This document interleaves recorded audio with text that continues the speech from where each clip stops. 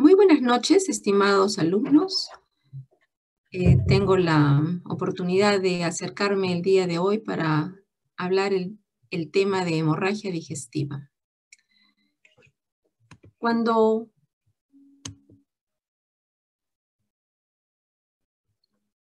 nosotros nos enfrentamos a pacientes que vienen a la consulta médica, ya sea en las horas de emergencia o en las salas de hospitalización o de terapia intensiva, nuestros pacientes van a venir incluso trayendo la muestra de la pérdida sanguínea. Entonces, ¿qué entendemos nosotros por hemorragia digestiva? Es la pérdida sanguínea que se produce por diversas enfermedades y que va a estar comprendida en todo el tubo digestivo, es decir, desde la boca hasta el ano. Nosotros tenemos diferentes clasificaciones del nivel de sangrado, es decir, que podemos hablar de hemorragias digestivas altas o bajas. ¿Cuál es el punto de referencia para poder hablar de alta? Estamos refiriéndonos cuando el sangrado está por encima del ligamento de Treis. Es decir, nos vamos a referir al sangrado de la boca, la faringe, el esófago, el estómago, el duodeno. Y cuando se encuentra por debajo de este ligamento, estaremos hablando de hemorragias digestivas bajas, es decir, intestino delgado, colon, recto y ano. Según la presentación, podemos encontrarnos frente a la evidencia, es decir, el paciente nos está trayendo en un pañuelo la muestra de sangre y estamos viendo un vómito con restos sanguíneos, incluso a veces coágulos, rasgos sanguíneos, perdón, incluso a veces coágulos, o nos traen una deposición negra de tipo alquitrán y un olor totalmente maloliente que es la melena, o nos traen restos de sangre y restos de deposición, o puede ser que el paciente, y a eso se conoce con el nombre de enterorragia, o en algunas ocasiones el paciente fue a hacer deposición y lo primero que encontró fue una eliminación de sangre, que puede eliminarla antes, durante o después, alrededor de las heces o al término de las deposiciones al momento de limpiar la región anal. O francamente presentan cuadros de rectorragia, sangre rojo rutilante viva o oscura, depende del lugar de sangrado. También va a haber oportunidades donde el paciente viene porque lo nota en la familia pálido y luego se coteja los niveles de hemoglobina y efectivamente el paciente está perdiendo sangre y tiene una prueba de laboratorio en búsqueda del T-Venom para buscar si hay pérdida de sangre oculta en ese, si se encuentra este positivo. Pero no siempre es así de simple, también podemos tener casos oscuros, es decir, que el paciente presenta sangrados recurrentes, pero no se ha logrado determinar la evidencia del sangrado por ayudas diagnósticas endoscópicas o colonoscópicas, pero es evidente, puede ser evidente esto a través de la muestra de hematemesis, melena, enterorragia, hematoquesia o la muestra del T-Venom positivo, pero no se logra determinar la fuente, el lugar de origen. Entonces, el día de hoy vamos a hablar de qué entendemos nosotros de hemorragia digestiva alta. La hemorragia digestiva alta es la hemorragia que se encuentra por encima o por la parte proximal del ángulo de Treis o el ligamento duodeno-yeyunal. ¿Por qué es importante que estudiemos esto?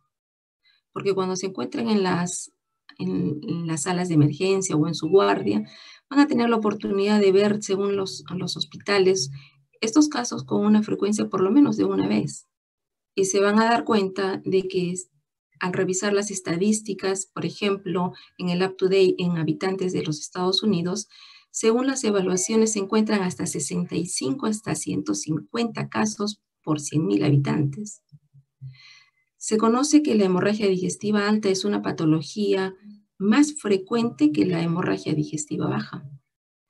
En la hospitalización se encuentran casos de hemorragia digestiva alta hasta 6 veces más que en las hemorragias digestivas bajas. Es mucho más frecuente en varones y aumenta conforme van avanzando en edad.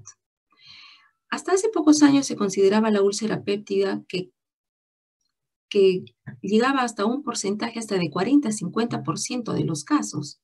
Pero en la última evaluación de agosto del 2020 se encuentra que esta incidencia ha bajado a un 20-25%, probablemente por los avances en lo que significa el tratamiento. La esofagitis es una de las causas comunes, más comunes, y se considera a los pacientes mayores de 65 años al grupo de mayor gravedad porque tienen un alto índice de mortalidad cuando pasan de esta edad. Bien, ¿dónde se puede originar entonces la hemorragia digestiva alta? Vamos a hablar todas las patologías que nos van a conllevar a este tipo de sangrado. En el esófago, a nivel del ángulo duodeno, esófago gástrico, nosotros vamos a encontrar, desde que estamos enfrentados a nuestro paciente, podemos encontrar un paciente que es portador de estigmas hepáticos que los podemos observar en la evaluación. Y entonces estaremos pensando en patologías relacionadas con hepatopatías y que en el avance de su enfermedad pueden conllevar a las varices esofágicas que no solamente se encuentran ahí, sino también las podemos encontrar con gastropatía del paciente con hipertensión portal. En el esófago, asimismo, tenemos diferentes causas de esofagitis. Podemos tener pacientes inmunosuprimidos, por ejemplo, donde al evaluar la parte endoscópica interna vamos a encontrar las lesiones de cándida, o podemos tener lesiones producidas por diferentes causas, sean por ácidos o sustancias alcalinas, o podemos tener pacientes que están inmunosuprimidos y, por ejemplo, con lesiones herpéticas o lesiones en los pacientes con citomegalovirus o con HIV, o en pacientes que han recibido radioterapia. También tenemos patologías frecuentes como, por ejemplo, el cáncer de esófago, aquellos pacientes que además del sangrado presentan alteraciones de disfagia, llenura y otro acompañamiento hasta incluso de vómitos. Hay otra patología que es bastante frecuente en los jóvenes, que son los desgarros de la mucosa en la unión esófago-gástrica. En esos últimos 10-20 centímetros de la región esofágica se puede desgarrar y producir los sangrados de Mallory Weiss, que son bastante controlables y autolimitados. El 80 al 85% de la patología se encuentra en el estómago y en el duodeno, considerándose como las causas más frecuentes, como les había mencionado, las úlceras pépticas. Dentro de las úlceras pépticas tenemos que remarcar que las duodenales son más frecuentes en una relación de 2-1 en relación a las gástricas. También tenemos una patología muy frecuente en nuestro medio, pero que no produce tanta hemorragia, es una hemorragia leve, como son las gastritis aguda y que muy probablemente muchos de ustedes tienen por la carga de trabajo, el estrés y a veces por la falta de organización en nuestros horarios y nuestras ingestas de alimentos. Patologías como el cáncer gástrico, que es frecuente, angiodisplasias, que también las vamos a observar, y lesiones que son poco frecuentes, como por ejemplo las arterias aberrantes, como en el síndrome de Dielafá, que estas arterias pueden producir sangrado que son difícilmente reconocibles al momento de varias incluso endoscopías, porque el vaso se colapsa rápidamente y es difícil de demostrarlas. Y también tenemos otra patología, como les decía, a nivel duodenal, ¿no? Tenemos las úlceras duodenales y la parte proximal, justamente la arteria gastroduodenal, es una de las arterias que tiene un gran flujo y un gran sangrado al momento de presentarse. No dejamos de pensar también en las causas de duodenitis. En el UpToDate nos hablan de las causas más comunes de hemorragias digestivas altas, que ya las hemos mencionado en su gran mayoría, pero lo que a mí me ayuda es para que ustedes tengan en mente siempre que a la cabeza tienen que ir a buscar las úlceras gástricas duodenales, los problemas de gastritis y duodenitis, los problemas de esofagitis en todas sus evaluaciones, las causas de varices esofágicas en los pacientes con hipertensión portal por problemas de cirrosis o hepatopatías de diferentes índoles que son muy de sangrados muy graves, al igual que las gastropatías hipertensivas portales, las angiodisplasias, el síndrome Mallory Weiss, lesiones no solamente neoplásicas, sino también pólipos benignos Y hay que tener en cuenta que hasta un 15% de nuestros pacientes no se logra determinar la causa a pesar de todos sus estudios. Si bien es cierto, tenemos una serie de causas poco comunes en el UpToDate, pero que toman una gran relevancia cuando nosotros estamos enfrentados a determinadas etiologías. Ya les hablé de esta arteria aberrante que se encuentra en el estómago, en el duodeno, del síndrome de Dieulafoy, que es una arteria que está muy próxima a la mucosa y que fácilmente puede horadar el tejido mucoso y sangrar. Pero aquí les hago referencia, aunque sean poco frecuentes, los casos de hemofilia, porque ustedes van a ver muchos pacientes ictéricos con problemas de cólicos biliares o sometidos a cirugías biliares o biopsias hepáticas que pueden cursar con cuadros de hemofilia y que van a tener este tipo de sangrados. O van a tener pacientes, por ejemplo, con patología pancreática y que han tenido desde problemas de un procedimiento para complementar el estudio o, o tienen un cuadro semejante a una pancreatitis que es característico, el cuadro de dolor, y que pueden presentar sangrados por ese Wirsung y tener esta presencia de hemorragia digestiva de poco común, pero que toma relevancia allí. O pueden tener pacientes con, por ejemplo, patología aórtica, acaban de terminar el capítulo de cardiología y han estudiado los cuadros de aortitis, por ejemplo, y que cuando estos cuadros se producen las fístulas aortoentéricas, también van a presentar este tipo de sangrado. O las lesiones alrededor de la hernia hiatal, que se conoce con el nombre de las úlceras de Cameron.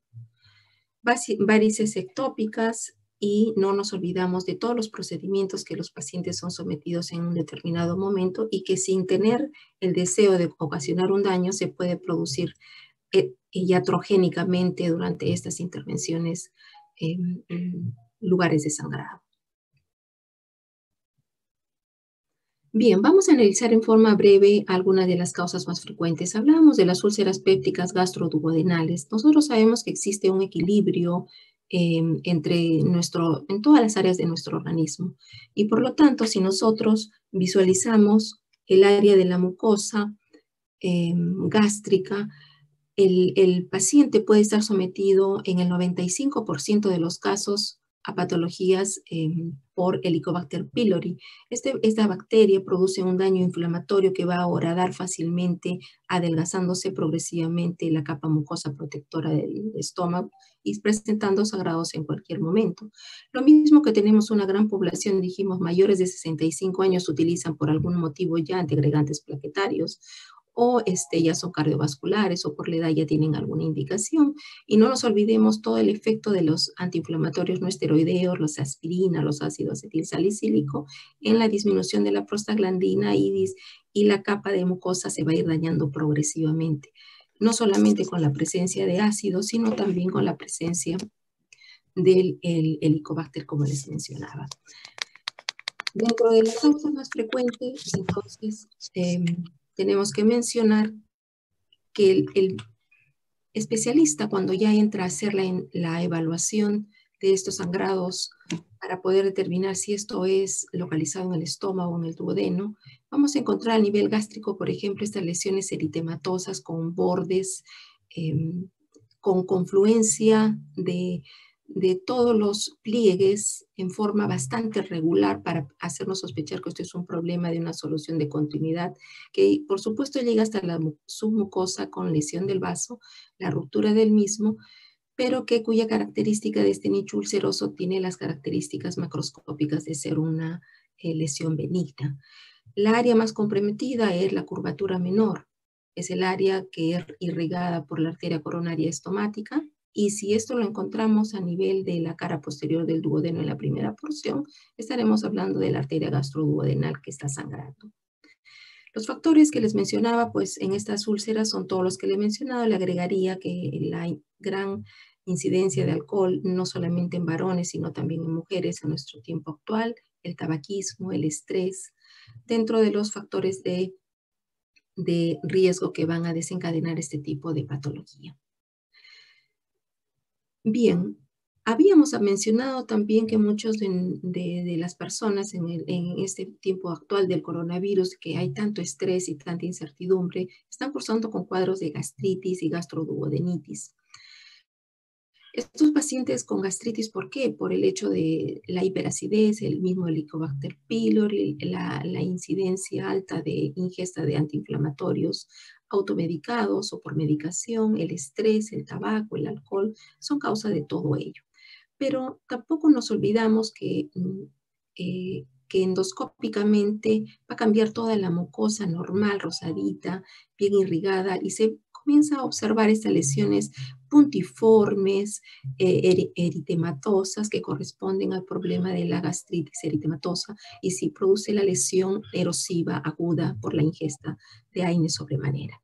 Pero no dejamos de pensar en las úlceras gástricas agudas o de estrés en aquellos pacientes que, por ejemplo, han llegado a una unidad de cuidados intensivos, que están en ventiladores o que están concursando con cuadros sépticos. Son pacientes que los consideramos como pacientes críticos, hipoperfundidos, y por lo tanto esas zonas hipoxémicas están conllevando áreas de mala irrigación, por lo tanto isquémicas, y que fácilmente pueden llegar incluso a las lesiones ulcerativas, como ven en esta imagen del borde derecho, que son lesiones múltiples y que son muy frecuentes en este grupo de pacientes en esas salas de hospitalización de cuidados intensivos. Cuidado con aquellos pacientes en quienes estamos planteando la posibilidad de angiodisplasias. Las angiodisplasias, esos vasos sanguíneos que están, como vemos aquí en la imagen del lado derecho, están muy próximos a la mucosa. Nosotros tenemos una capa submucosa, pero en este caso está muy pegado el vaso a la mucosa y por lo tanto a la luz del estómago, del duodeno o diferentes partes del tubo digestivo, y cuya característica se va a ver, como vemos aquí en el lado derecho, y fácilmente cualquier lesión va a horadar esa mucosa y va a sangrar. En esa famosa arteria que les mencionaba en los pacientes, esas arterias que se encuentran, por supuesto, en la submucosa, pero tan apegado a la mucosa, dilatadas, tortuosas, que siendo una causa poco frecuente de hemorragia digestiva alta, pero que cuando sangra, sangra en forma moderada a severa, y que es incluso un problema diagnóstico hasta en 1, 2, hasta 3 endoscopías. Entonces hay que tener mucho cuidado en este tipo de pacientes. Hablábamos de aquellos pacientes que tienen esofagitis, y cuando les hablé de esofagitis les mencioné todas las posibles causas que tenemos que traer a la mente, ver qué historia trae el paciente. ¿Es una esofagitis porque ha ingerido algún cáustico? ¿Es una esofagitis en un paciente que está recibiendo radioterapia? ¿Es un paciente que tiene esofagitis porque tiene sensación de pirosis, porque tiene reflujo gastroesofágico, que comienza a toser cuando está en decúbito? ¿Es un paciente que tiene o no tiene una hernia tal? Y si tiene una hernia tal, pensar en estas úlceras de Cameron. Estos grados de esofagitis pueden comenzar desde algo tan severo, llegar a algo tan severo como son las ulceraciones, pero parten con lesiones ulcerativas puntiformes, eritematosas, como vieron en la imagen de la gastritis erosiva. Y no dejamos de pensar en aquellos pacientes jóvenes que vienen con vómitos incoercibles y que se produce desgarro de la unión esófago-gástrica y con desgarramiento, que se conoce con el síndrome de Mallory-Weiss. Si bien es cierto, es una hemorragia digestiva alta de poca trascendencia, el sangrado es leve y, como les mencioné, es autolimitable, pero hay que tenerlo en cuenta en este grupo de pacientes. Una patología que es una causa de sangrado muy severa es las varices esofágicas. Ustedes van a ver al paciente con estigmas hepáticos desde el momento que lo están viendo endoscópicamente. Es fácil en nuestro hospital a tener acceso a las historias clínicas. Ya sabemos que tienen historias de... Podemos revisar si el paciente no lo permite, porque es un paciente estable. Podemos revisar que tiene una historia de antecedentes de hepatopatía crónica, ya sea porque es un paciente por bebedor de alcohol o porque es un paciente con alguna hepatopatía por hepatitis B o C. Lo cierto es que estos pacientes con cirrosis hepática llegan fácilmente a los cuadros de hipertensión portal, ¿no? Entonces, esta alteración macroscópica del hígado que va a producir resistencia al flujo normal de todo el sistema portal, va a incrementar la presión de esta arteria y va a aumentar el diámetro de estas venas esofágicas, y que cuando este diámetro es mayor de 5 milímetros, tiene mayor riesgo de sangrado. Y esto lo vamos a encontrar no solamente ahí, sino también a nivel del estómago. Es muy importante que este grupo de pacientes, a manera de estudio, se tiene que trabajar con el gastroenterólogo y hacer el diagnóstico precoz y hacer el estudio de la endoscopía para poder determinar el grado en que se encuentra el paciente. Igual en cuanto a los pacientes que tienen gastropatía hipertensiva gástrica, a veces nos damos cuenta de que no solamente tiene varices esofágicas, sino que además cuando llega el endoscopio al nivel del estómago vamos a encontrar una imagen como la que están viendo aquí, como la piel de la serpiente, ¿no? Macroscópicamente esa es la característica de aquellos pacientes que tienen este tipo de gastropatía. Pues bien, nuestro capítulo de semiología nos obliga entonces a definir algunos términos, cómo es que se va a manifestar clínicamente el paciente al momento de la consulta. El paciente va a venir presentando hematemesis, es decir, tiene un vómito de sangre, y no basta saber ha vomitado sangre, sino indagar más. Si el paciente está hemodinámicamente estable, nos permite preguntar cuánto ha vomitado, una taza, un litro y medio, y ya vamos observando otro tipo de alteraciones hemodinámicas en nuestro paciente. El hematemesis es patognomónico de hemorragia digestiva alta. Puede presentarse el sangrado de un color rojo vivo rutilante, es un sangrado activo, o puede ser un sangrado oscuro en el tipo de pozo de café, cuando ustedes han evaluado aquellos pacientes que tienen, por ejemplo, cuando hacen pasar el café les queda esa característica de borracia que nos indica que el sangrado es de varias horas, pero no confiarse, porque a veces dentro de ese sangrado oscuro también puede haber sangrado activo.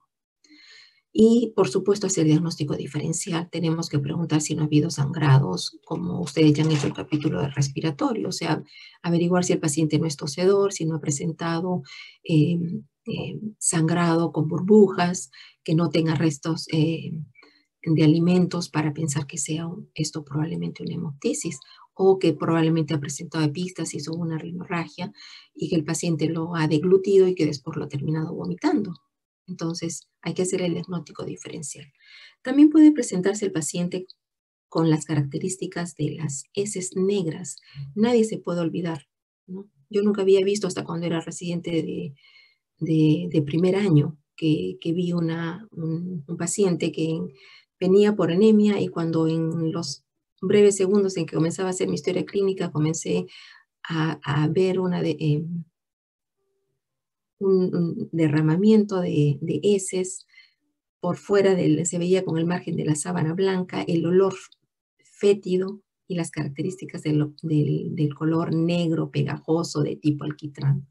Esto es un indicador de sangrado gastrointestinal alto, pero hay que tener mucho cuidado que no es patognomónico, a diferencia de la hematemesis de hemorragia digestiva alta, porque tenemos también que este caso de presentación de estas características se pueden observar también en los pacientes que tienen alguna patología a nivel del intestino, del colon derecho y del intestino delgado, sobre todo en aquellos pacientes que tienen un tránsito intestinal lento. Basta que uno tenga de 50 a 100 mililitros de sangrado para que se produzcan las características de estas heces, ¿no? También tenemos pacientes que pueden presentar enterorragia, es decir, aquel sangre es hemorragia proveniente ya de la mucosa intestinal y que es de características de sangre fresca, y que también puede venir mezclado con la materia fecal, que a diferencia de la melena no ha tenido el tiempo suficiente para poder convertirse en estas características, ¿no? Entonces, estas heces son con estas características viene con sangre mezclado con la materia fecal. Pero toma una relevancia muy, muy importante en el contexto de aquellos pacientes que tienen hemorragia digestiva alta, que están sangrando en grandes cantidades, un sangrado masivo. Entonces, la vamos a encontrar con esta, darle la importancia de vida cuando encontramos este grupo de pacientes. También podemos encontrar pacientes que nos vienen refiriendo hematoquesia. ¿Qué cosa es la hematoquesia? La hematoquesia es la deposición de sangre que puede ser roja, rutilante, fresca o brillante y que se puede presentar antes de que el paciente comience a hacer la deposición. Puede ir mezclada con la deposición o puede estar independientemente de ella. O sea, es una deposición sanguinolenta o de sangre pura. Y esto nos está indicando que es parte de un sangrado gastrointestinal bajo, por debajo del ángulo de Treitz. Pero hemos dicho de que hay pacientes que tienen un tránsito intestinal acelerado. Y dentro de este grupo de pacientes tenemos aún hasta 15% de pacientes que tienen sangrado procedente del tracto gastrointestinal alto, pero que vienen con sangrados masivos. Cuando hablamos de presencia de hematoquesia que viene del colon izquierdo, el color es rojo brillante y cuando viene del colon derecho, el color es rojo oscuro.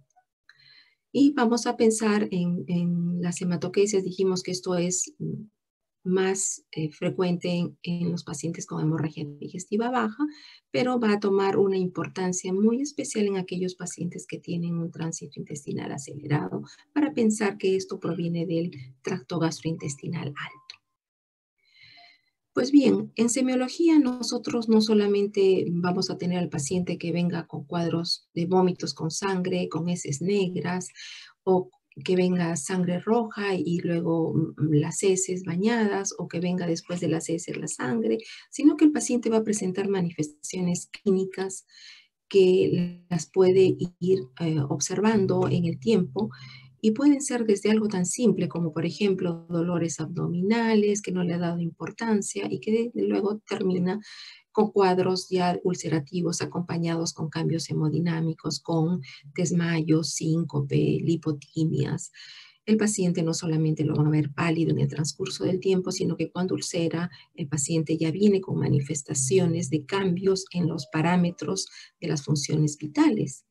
Entonces, al momento de nuestro examen clínico, nosotros vamos a ir a observar fundamentalmente cómo está el paciente en lo que significa la frecuencia cardíaca.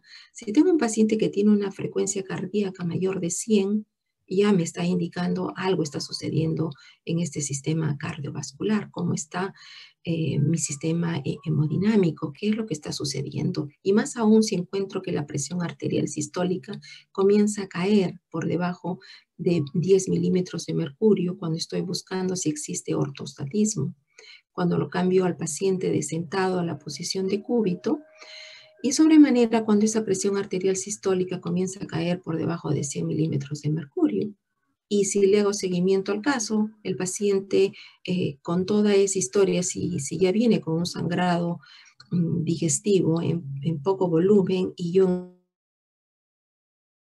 encuentro que el paciente ingresa con una frecuencia cardíaca normal y comienza a taquicardizar y la presión arterial comienza a caer sistólica a menos de 100, o yo encuentro hipotensión postural, entonces, o incluso lo tengo con una presión menos de 90,50, entonces la evolución del sangrado ha ido en incremento, que podemos llegar hasta signos de shock, es decir, si tiene el 40% de sangrado, 4 por 5, 20, o sea, tiene de 1500 a 2000 centímetros de sangrado en forma masiva, entonces esos pacientes están con un daño hemodinámico que los está llevando pues a este shock hemorrágico por estas causas.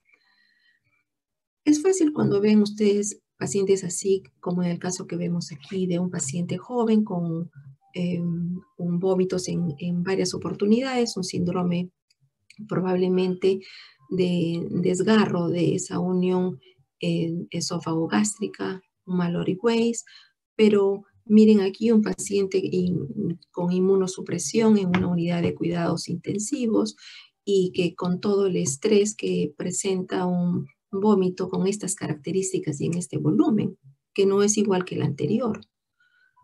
O que el paciente lo encontremos, porque nos llaman porque está cayendo la presión arterial, está taquicardizando, y encontramos al paciente al retirarle el pañal con una franca melena. Entonces, entramos ya a hacer nuestro diagnóstico clínico. Este es un paciente que tiene una hemorragia digestiva alta, tiene hematemesis, tiene melena, y tengo que ver qué diagnóstico de severidad le pongo. No es lo mismo un paciente que luce pálido en el tiempo y que está perdiendo sangre a lo largo de meses, a un paciente que en horas ha perdido 1,5 litros. La repercusión hemodinámica me va a dar la severidad del caso. Como también aquel paciente que tiene repercusión hematológica. O sea, aquel paciente que en el tiempo ha bajado de peso, luce pálido, tiene un síndrome funcional anémico, no es igual que aquel que pierde en este momento unos 500 centímetros y viene con melena o tiene rectorral o tiene una hematoquesia. Dentro del plateo etiológico ya tienen todas las causas que tienen que evaluar de acuerdo a los factores de riesgo y no solamente considerar las causas posibles, sino ver cuál es el paciente que estamos evaluando. ¿Es un niño, es un lactante, es un adolescente, es un paciente adulto mayor de 65 años? No todos tenemos la misma tolerancia al sangrado. El paciente que ya tiene 65 años y tiene un infarto de miocardio y que está con un antiagregante plaquetario, no va a tolerar igual que aquel de 40 que no tiene ninguna patología. Y a la par también se van tomando las muestras para ver el grupo sanguíneo, el hemograma, porque el paciente en minutos, en horas va cambiando, o sea, no es algo estático, donde yo me puedo dar el lujo de demorarme y tomar solamente la historia clínica. A veces es todo paralelo, incluso teniendo ya las escalas de control para poder llamar inmediatamente al especialista en gastroenterología para que nos haga una endoscopía, en algunos casos diagnóstica y en algunos casos también terapéutica.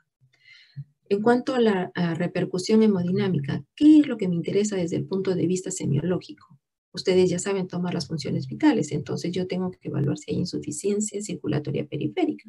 Estamos detectando que el paciente ya no tiene 90 de frecuencia cardíaca, tiene 65 años, ahora tiene 110. El paciente ya no está orinando, lo traen a la emergencia, está con oliguria en las últimas 24 horas. He llenado capilares lentos, más de 2 segundos, tiene frialdad periférica. Estamos encontrándolo con hipotensión leve a moderada o severa, incluso apolimnia, o lo tenemos al paciente con un shock hemorrágico con una presión arterial menor de 90/50 y que luce ya clínicamente pálido. O simplemente tenemos al paciente que viene a la emergencia o al consultorio externo porque está familiarmente, los familiares lo están encontrando cada vez que luce más pálido, lo encuentran cansado, a veces le vienen un poco de mareos o cuando cambia de posturas, el paciente comienza a tener hipotensión ortostática. Algunos cursan con problemas de dolor precordial, anginas. Entonces, en el planteamiento clínico etiológico ya ustedes tienen la historia clínica. Si el paciente no está sangrando agudamente y tiene una historia clínica o algún familiar al costado que pueda darle referencias o buscar en sus carteras si es que está tomando alguna medicación, a veces llevan hasta la referencia los medicamentos que toman.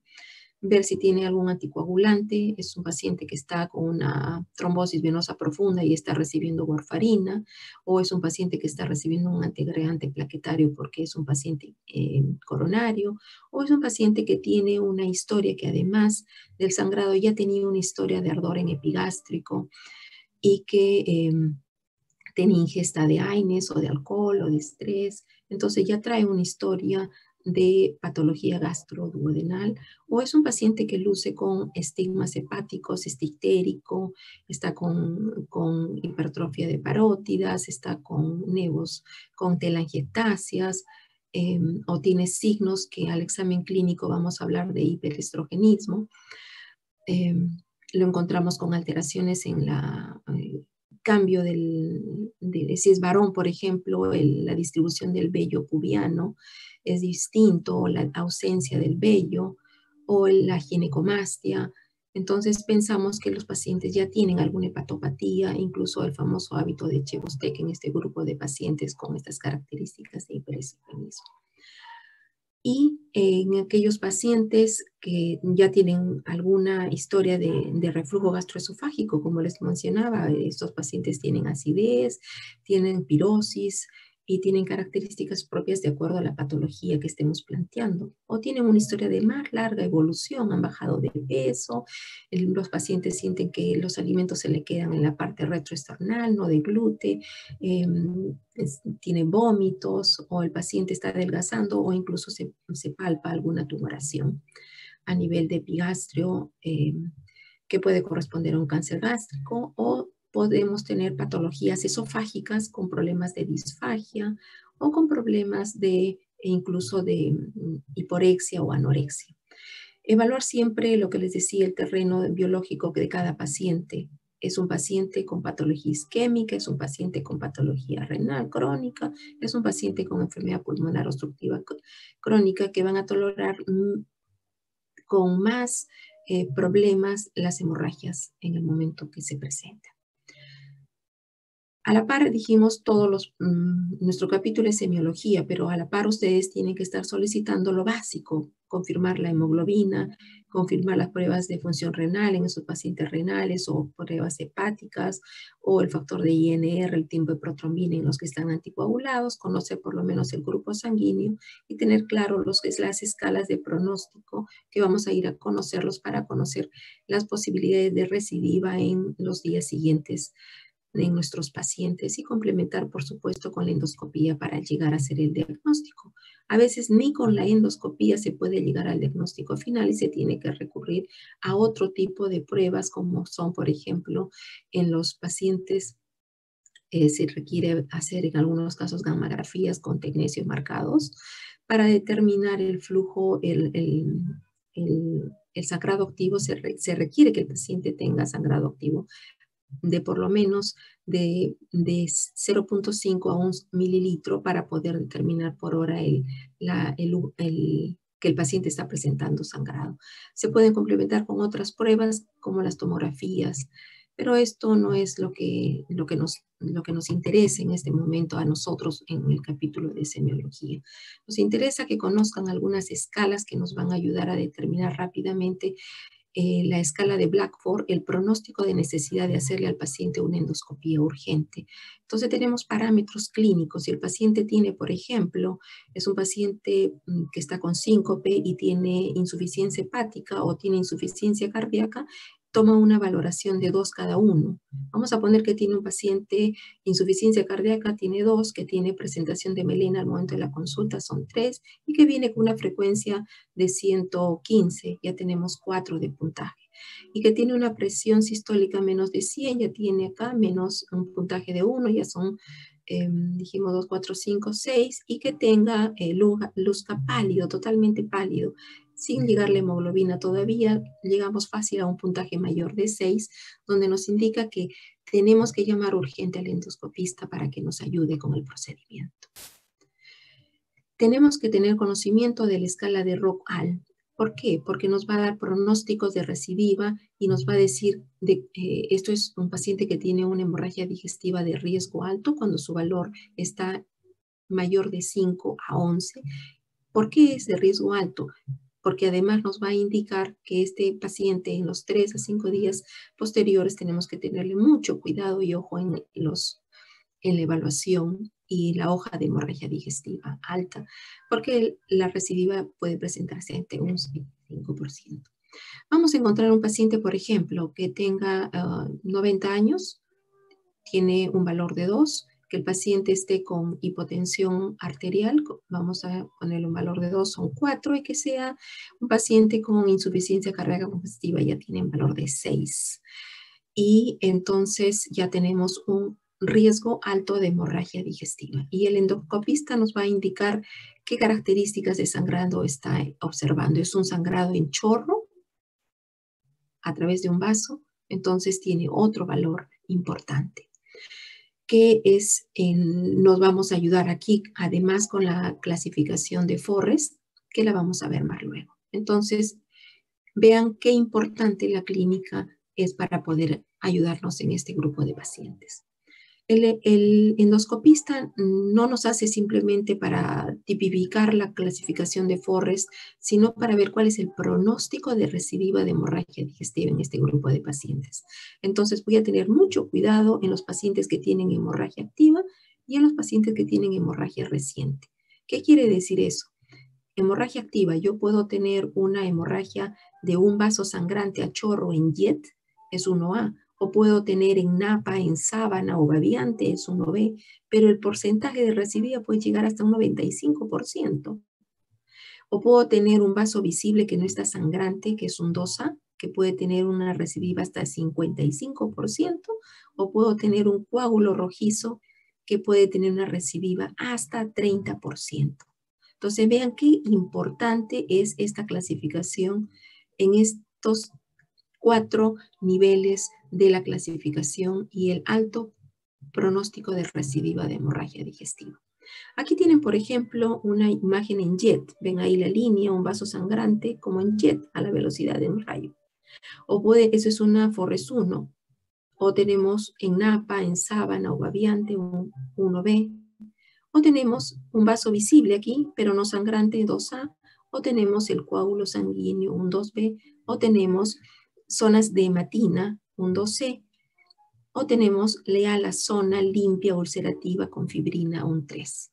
Importante entonces, importantísimo, porque si estamos en estos 4 grupos catalogados, tenemos alto riesgo de sangrado en el 1A, 1B, pero hasta un 50% en el 2A y hasta un 30% en el 2B. Ahí tienen magnificando un Forrest 1A, el vaso sangrante en jet. Tienen ahí un Forrest 2A, donde estamos observando simplemente el vaso visible pero no sangrante, y acá tienen un 3, la zona ya de fibrina.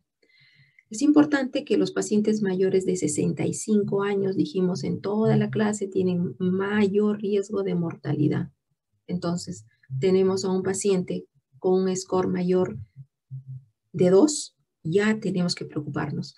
Mayor de 65 años, por ejemplo, en el caso de 90 que les puse, con una presión sistólica del menor de 90, ya tienen 2 de puntaje, sin tener, hasta con una alteración de sensorio, simplemente ya tienen 3. Entonces nos habla de la importancia de tener mucho cuidado en este grupo de pacientes. Cuidado en los pacientes que tienen alteraciones, puede ser algo tan simple en los casos clínicos, un paciente de 38 años, varón, pero que no tiene ningún tipo de antecedentes patológicos, pero simplemente viene porque está presentando un volumen escaso de melena, pero está estable, no tiene ningún cambio postural, incluso llega ya la hemoglobina y el paciente sube a piso y tiene una hemoglobina de 13. No quiere decir que llega la emergencia y lo abandono, no, porque no es una emergencia y no está sangrando y no tiene cambio hemodinámico, no voy a proceder a hospitalizarlo y hacerle su seguimiento y a programarle la endoscopía para hacerle el seguimiento del mismo, que es muy diferente que este paciente, por ejemplo, de 90 años, portador de infarto, portador de 3 bypasses, que tiene insuficiencia cardíaca, que toma aspirina, que tiene hematemesis, que tiene melena, que está con una frecuencia cardíaca de 115, está con una presión arterial de 98-70, con cambios de hipotensión postural, que tiene hemoglobina de 12 y que tiene todas estas características de historia clínica, donde ustedes con esas escalas que les he mencionado, de Blackford y de Rockall, tienen que ustedes determinar la emergencia y el conocimiento del gastroenterólogo para poder hacer la evaluación y entregarnos por la evolución de las características del resultado endoscópico y la clasificación del Forrest. Vamos ahora a ver a los pacientes que tengan patología digestiva baja, es decir, aquella patología que se encuentra por debajo del ligamento de Treace. Si bien es cierto, esta es una consulta, es un síntoma que es menos común que las hemorragias digestivas altas, es muy importante. ¿Por qué? Porque cuando estos pacientes sangran, pueden tener varios episodios y varias recurrencias de hemorragia digestiva. Entonces, es muy importante hacer el seguimiento de este grupo de pacientes que van a venir con otro tipo de manifestaciones y que van a corresponder a una serie de etiologías que las vamos a ver a continuación.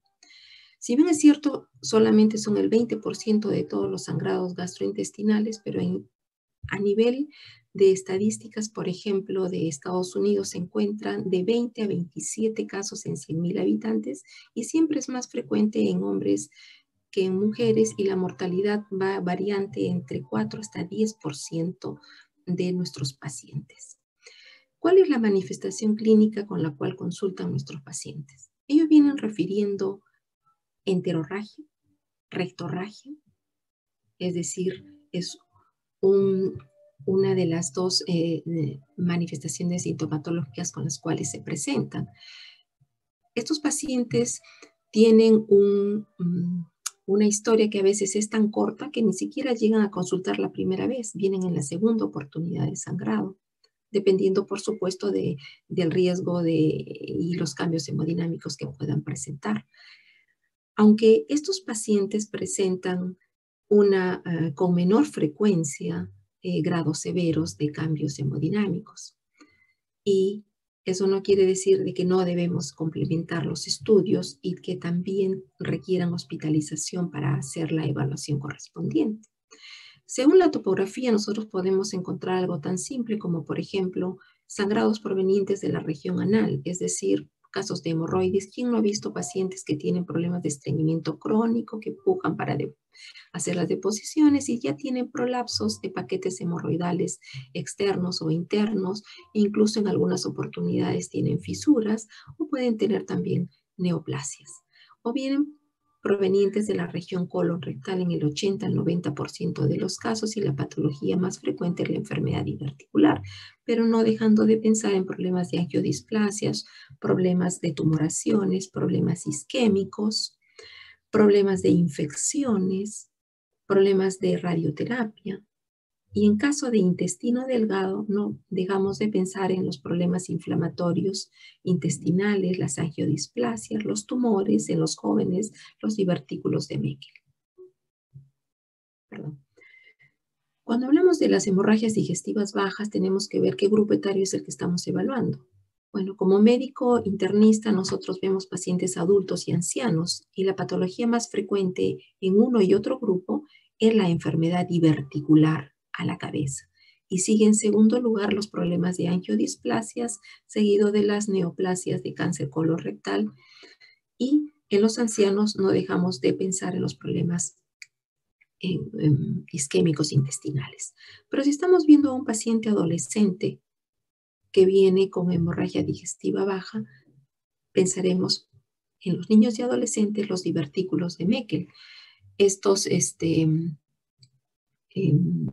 que son producto prácticamente de una obliteración incompleta de ese conducto ónfalo-mesentérico, y ahí se localiza principalmente el tejido gástrico y pancreático. Es una anomalía frecuente del tracto digestivo y que ese saco congénito en el borde antimesentérico del ilium puede sangrar y puede traernos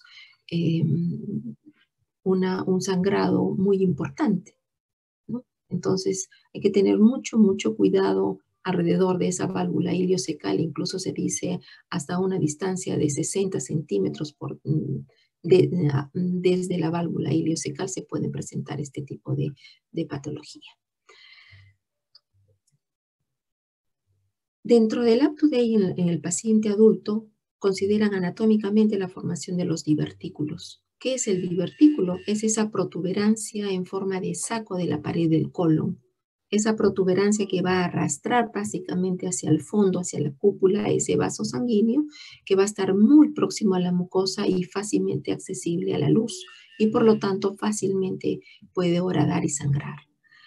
Dentro del punto de vista vascular dijimos las angiodisplasias, pero también hablamos de las hemorroides, de los problemas isquémicos, sobre todo en aquel paciente que tiene patologías isquémicas coronarias, por ejemplo, o en aquel paciente que ha sido sometido a una polipectomía, o en aquellos pacientes con portadores de telangiectasias. No dejamos de pensar en los pacientes con patología inflamatoria, Cuando hablamos de patología de enfermedad inflamatoria intestinal, estaremos hablando de la enfermedad de Crohn, las colitis ulcerativas, los procesos infecciosos y las neoplasias, tanto las neoplasias a ese nivel. En un estudio que presenta el UpToDate de 1.559 pacientes con hematoquesia aguda, se identificaron a la cabeza los problemas diverticulares. Y como les menciono, el porcentaje llega hasta un 42%. Y los problemas isquémicos, anorrectales, neoplasias, pospolipectomías, llegan a un porcentaje aproximado de 15%. Y dentro de todas las colitis llega a un porcentaje hasta de 29%. Y hasta un 23% no se llega a determinar la causa de sangrado.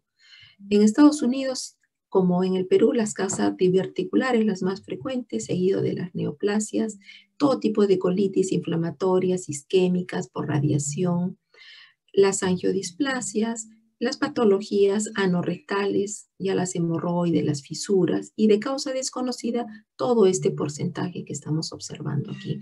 En el Perú, la causa más frecuente, igual la enfermedad diverticular. Dentro del sangrado por enfermedad diverticular, es una de las complicaciones de los pacientes con diverticulosis. Estos pacientes van cursando en la evolución del tiempo con dolores abdominales, a veces no les damos mucha importancia y de pronto aparecen con cuadros de hematoquesia o de melena y con caídas de la hemoglobina. Los factores de riesgo, chequear si está utilizando algún antiinflamatorio, mucho cuidado el paciente de mayor edad, el paciente con patologías de hipertensión, cardiopatía isquémica o renal crónica, y más aún si están utilizando antiinflamatorios. Acá tienen una imagen de una mucosa del colon. Miren la característica normal, la coloración, los pliegues, los vasos sanguíneos. Y aquí vean en el medio un paciente que en la cúpula del saco diverticular, cómo el vaso está tan expuesto y fácilmente de lesionarse y sangrar, como lo que ven aquí también. Fácilmente van a sangrar hacia la luz. En los pacientes que tienen patología como la enfermedades inflamatorias intestinales, veamos la patología de enfermedad de Crohn. Aunque les parezca mentira, van a tener la oportunidad de observar a aquellos pacientes que vienen con cuadros de dolor abdominal, cuadros diarreicos. El dolor abdominal son como calambres, van bajando de peso. A veces vienen hasta con cuadros de esteatorrea, con cuadros de dolor en cuadrante inferior derecho, e incluso en la región anal, fístulas perianales. Estos pacientes van a tener cambios en la caída de hemoglobina. Lo mismo que los pacientes con colitis ulcerativa vienen con cuadros de dolor abdominal de tipo cólico con urgencia y tenesmo y cuadros diarreicos. Estos pacientes pueden presentar sangrados groseros por la región rectal y van a ir presentando también manifestaciones de disminución de la masa muscular por los cuadros inflamatorios crónicos que tienen y los cuadros de anemia asociados. Ven aquí la imagen de colon, las características normales, pero vean en la evolución un paciente con colitis ulcerativa, miren los cambios de coloración, las úlceras múltiples, el proceso inflamatorio que va dando la formación de pseudopólipos en la forma inicial y miren en la forma avanzada de paciente con colitis ulcerosas. Pacientes con problemas de angiodisplasias también vienen con sangrado rectal. Generalmente estos pacientes los vamos a encontrar con hematoquesia, con melena y con cuadros en la evolución con cuadros anémicos. Vean aquí la imagen de un vaso sanguíneo. Miren las características, muy pegado el vaso a la mucosa y fácilmente puede horadar y sangrar. Las colitis isquémicas en aquellos pacientes que tienen otro tipo de cuadros de dolor abdominal y que estos pacientes incluso vienen con cuadros de diarrea sanguinolenta. Encontramos el abdomen con tensión abdominal y con sangrados groseros al momento del examen rectal. Ven aquí una imagen de un paciente, comienza con cambios de coloración, cambios isquémicos y que en el tiempo pueden llegar a presentar necrosis tejido friable en esa lesión del colon.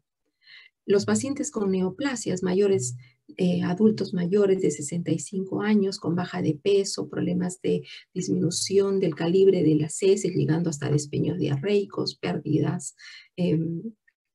caídas de la hemoglobina en el caso del colon derecho y que consultan básicamente por ello.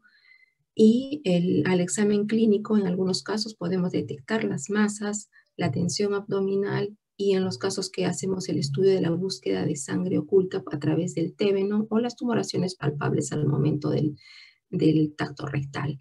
Ven aquí, por ejemplo, un paciente que consulta por sintomatología de baja ponderal y cuando se estudia el colon descendente se ve esta imagen que podemos ver en mordedura de manzana que correspondió a una neoplasia de colon, un adenocarcinoma.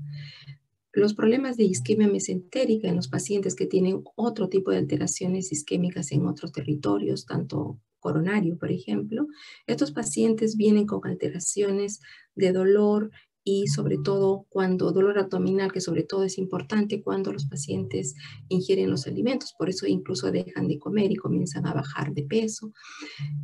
Vamos a encontrar, los hallazgos son mínimos, básicamente tenemos que pensar en ellos para no dejar de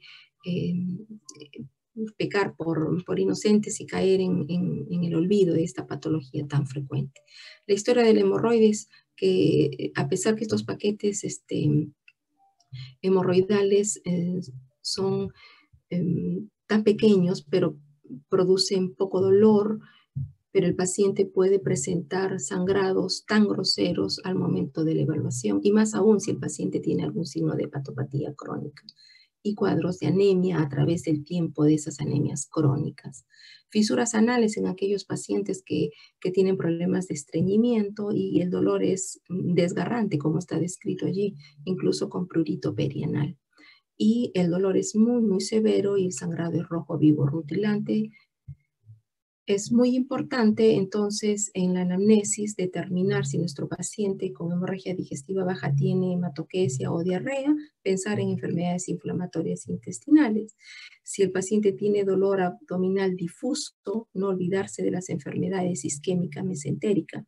Y si tiene además baja de peso y dolor abdominal o solamente baja de peso, pensar en neoplasias. Si es un paciente menor de 40 años, pensar en patologías anorrectales en adolescentes, divertículo de Meckel, o si es mayor de 65, enfermedad diverticular y angiodisplasias. En algunos momentos necesitamos complementar, ya ustedes harán en la parte de laboratorio, en la búsqueda de sangre a través de las gamografías con tecnecio marcado. En conclusión, entonces, es muy importante cuando encontremos pérdida sanguínea en todo el tubo digestivo, determinar si esta es alta o si es baja, teniendo referencia al ligamento de Treist. Muy importante determinar frente a qué estamos, frente a hematemesis, vómito de sangre, rojo vivo rutilante, oscura o borráceo, como pozo de café, o estamos frente a cuadros de melena, heces negras alquitranadas o malolientes, o estamos presentando problemas de hematoquesia o estamos presentando manifestaciones clínicas asociadas al cuadro clínico de estas pérdidas sanguíneas. Caída de presión arterial sistólica mayor de 10 milímetros de mercurio en el cambio postural, si la presión arterial sistólica es menos de 100 milímetros, si hay taquicardia en reposo, si hay alteración de sensorio, sobre todo en los pacientes gerontes, evaluar si el paciente tiene cambios en la temperatura de la piel y las características de anemia. No olvidar las causas más frecuentes de hemorragia digestiva alta, las úlceras gastroduodenales, las gastritis, las duodenitis erosivas, en los pacientes con varices esofágicas, en hepatopatías crónicas, las angiodisplasias, el Mallory Weiss, las tumoraciones. Evaluar las causas menos frecuentes, ver las escalas de pronóstico, la escala de Blackboard, la escala de Rockall y el score de AIMS mayor de 65 años, para poder determinar el riesgo de sangrado, la recidiva y el riesgo y el grado de mortalidad que se nos puede presentar. Como ven, no solamente es importante ver que sangró, sino cuánto, qué características tiene, y si no podemos evidenciarlo al momento del tacto rectal, jamás poner tacto rectal diferido, que es lo clásico encontrar en las historias clínicas, sino hacer el tacto rectal y determinar si es que existe o no la melena. el paciente puede tener alto riesgo, entonces chequear, este es un paciente portador de varices esofágicas, es un paciente con comorbilidad, hace que su pronóstico empeore y sus riesgos de mortalidad sean mayores. Evaluar desde el punto de vista clínico, esto se presentó en meses, esto se presentó súbitamente, es un sangrado de 1,5 litros, es un paciente que tiene bajo riesgo, entonces voy a programarlo, pero no voy a dejarlo de estudiar y de acuerdo a sus comorbilidades se le educará al paciente. En las hemorragias digestivas bajas, la causa más frecuente, la enfermedad diverticular más importante en los pacientes de mayor riesgo, en los pacientes mayores de 65 años, en los pacientes menores de edad, pensar en las enfermedades inflamatorias intestinales, la patología no rectal, el divertículo de Meckel, evaluar siempre síntomas agregados, baja de peso, dolor abdominal en el caso de neoplasias o la palidez en los pacientes crónicos. Evaluar el dolor difuso y evaluar si el paciente pues tiene riesgos de otro tipo de patologías.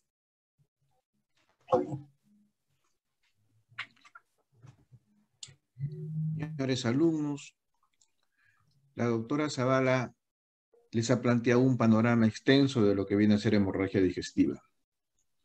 Pero no es solamente un panorama extenso de cosas que no se pueden hacer. Les ha planteado los diagnósticos diferenciales y cuál es la sintomatología que van presentando el paciente.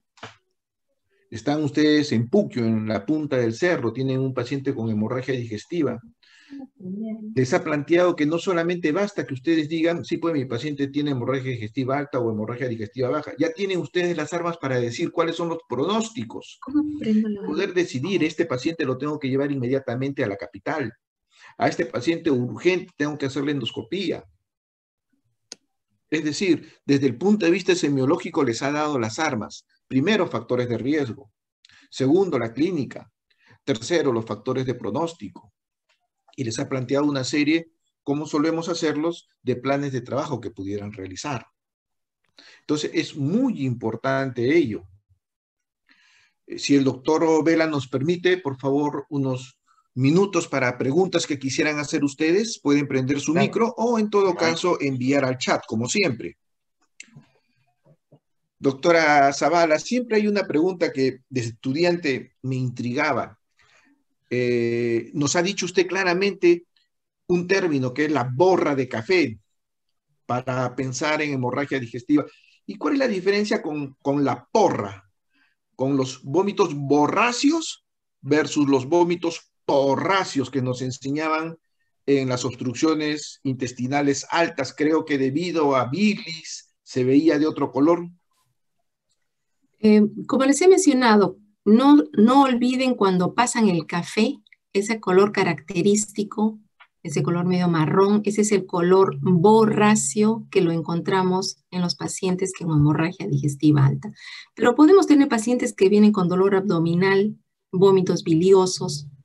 Entonces, las características de ese vómito se le conoce con el nombre de porracio, de la P, de porra. Gracias, doctora. En los cuadros obstructivos, ¿no? ¿Alguna pregunta por parte de los alumnos? Usted nos estaba hablando clínicamente justamente de siempre evaluar en todo paciente con hemorragia digestiva los estigmas hepáticos que brillantemente los ha descrito usted. También nos ha hablado de esofagitis y nos hablaba del síntoma pirosis, al igual que el reflujo. Lo que sí me encantó fue su presentación de los pacientes con inmunosupresión. Yo recuerdo mucho un paciente que viene a consultorio por anemia y por síntoma de pirosis. Inmediatamente hacemos la endoscopía, solicito al gastroenterólogo y lo que se encuentra fue cándida en esófago.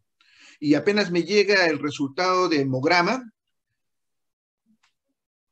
80.000 leucocitos. Lo que el paciente tenía era una leucemia.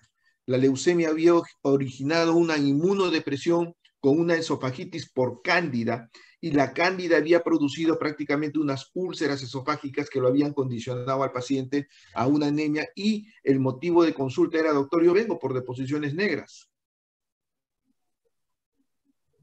Se dan cuenta de la importancia de por qué la doctora Zavala nos presenta distintos escenarios que siempre tienen que tener presente. Felizmente ustedes tienen las clases teóricas y tienen una clase de, justamente de esofagitis y reflujo. Tienen una clase de gastritis, tienen una clase de úlcera, en donde van a ahondar más con la sintomatología que siempre tienen que preguntar, como les ha remarcado la doctora Zavala. ¿Algún comentario final, doctora Zavala? Sí, es muy usual en el médico, desde el interno, el residente, el hacer las cosas muy rápido, el estar muy al pendientes de nuestros celulares o de las prisas que tenemos en hacer otras cosas. Cuando hagamos la historia clínica, démosles el tiempo al paciente, no solamente el respeto, el cariño, el tratarlo siempre como que es el mejor ser querido de su familia, que a veces es fácil tomar la historia clínica con todo el detenimiento y demorarnos horas de horas cuando estamos comenzando, como en el caso de ustedes, pero a veces los conocimientos que ustedes hoy en día tienen no los hemos tenido nosotros, con todas las ayudas de las diapositivas, de las clases, del up-to-date, del resumen o los diferentes videos, y que a veces no queremos darle el tiempo necesario para tener el conocimiento básico, que es el que se les está entregando hoy día. A veces es tan simple darle el tiempo y tener toda la historia clínica, pero a veces el paciente viene con 1,5 litros de sangre, o está inconsciente, o el paciente está con una hemorragia digestiva severa, masiva, donde es la ayuda semiológica de esos minutos sin tener nada más que observarlo al paciente ectoscópicamente y lo que tenga al costado para poder ayudarse en el diagnóstico. Fácil reconocer al paciente que tiene insuficiencia renal, que tiene hepatopatía, que tiene una neoplasia de fondo, porque desde que ya luce caquéctico, pero a veces no le damos ese tiempo. Yo lo que les pediría y a futuro ustedes van a ser nuestros médicos y algún día estaremos en manos de alguno de ustedes. Darle el tiempo necesario a todo esto. Quien les habla ha tenido una experiencia muy triste. Yo vivo en Lima y mi madre fue diagnosticada con una hemorragia digestiva alta cuando ella apenas tenía 73 años. Llega a emergencia, Arequipa, Hospital del Seguro, se diagnostica, le dicen que tiene hemorragia, sí, pero que no está inestable hemodinámicamente y que regrese el día lunes para hacerse la endoscopía y que pase consulta por gastroenterología. Pues llegó el día, ella no entendía bien, regresa porque le indico, mamá, regresa de nuevo, pero no la aceptan y la reciben el día lunes. Eso fue un viernes, sábado y domingo. Estaba el día lunes en emergencia. ¿Qué les he puesto en los cambios hemodinámicos? Evalúen al paciente no solamente el examen clínico, los parámetros vitales, vean si el paciente orina o no orina.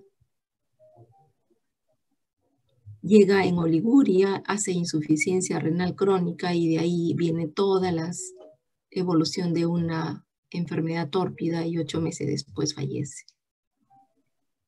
A veces hacemos las cosas tan rápido. Frenen, dejen de lado todo lo que tienen que hacer y denle el tiempo. No porque no haya cambios hemodinámicos ni severidad, se olviden del paciente. Se tiene que complementar todo el estudio y con el tiempo debido. Y especialmente teniendo claro los criterios de pronóstico que la doctora Zavala, y que lo encuentran en todos los libros, eso no es un invento que ella presenta, ella les presenta lo que se ha estudiado por mucho tiempo. Ya les expliqué a ustedes, una de las brillantes conferencias que se ha dado en el último meeting de la Sociedad de Medicina Interna ha sido factores de riesgo, en la importancia del diagnóstico, en la importancia del pronóstico. Cosas que nosotros ya no queremos preguntar, porque tenemos solo 5 minutos. Para alegrarnos un poco, el doctor Vela y quien le habla, hasta ahora, y usted, doctor Vela, no me dejará mentir, íbamos a buscar nuestros libros a la biblioteca, formábamos colas para llegar a la biblioteca. El doctor Vela en San Marcos, quien le habla en la Universidad de San Agustín. Una vez que cogíamos nuestro libro, nos íbamos a sentar a buscar y la hoja de hemorragia digestiva alta, rota. Esa era nuestra realidad. Sí, sí. ¿O no, doctor Vela? Sí, a veces también amanecíamos en la casa de los maestros para que nos presten sus revistas. Ellos tenían las primicias. Ahora los chicos andan con UpToDate y todo por el iPhone. Doctora Zavala, gracias por su magnífica presentación. Gracias por ilustrarnos no solamente con estudios de diagnóstico, sino nos pone la clínica, nos pone la semiología, y a los muchachos usted los enamora colocándoles las imágenes para que lo que ellos están preguntando, están recordando. Uy, yo recuerdo que estas imágenes me presentó la doctora Zavala, de las varices, de las úlceras, de las diverticulosis. Creo que su presentación llena de sobremanera todas las expectativas, y gracias por su tiempo. Muchas gracias. Como lo mencioné al inicio, ha vertido en nuestros alumnos toda la experiencia que ha logrado usted como jefa de la sección de medicina interna en más de sus 30 años de carrera. Doctor Vela, ¿algún comentario para cerrar? Sí, realmente la doctora Eliana con su toque humano nos ha dado la pauta de la experiencia. Son como nosotros los pacientes. Estamos ahí, nos reflejamos en ellos. No es cuestión de decir qué pena, es cuestión de acompañarlos hasta el final. Gracias, doctora, en todo momento. Gracias, señores alumnos, por su compañía, gracias por su presencia. No se olviden, mañana a las 6 de la tarde tenemos el caso clínico y el miércoles la revisión del examen. Doctora Zavala, muy buenas noches y muchas gracias. Muy buenas noches.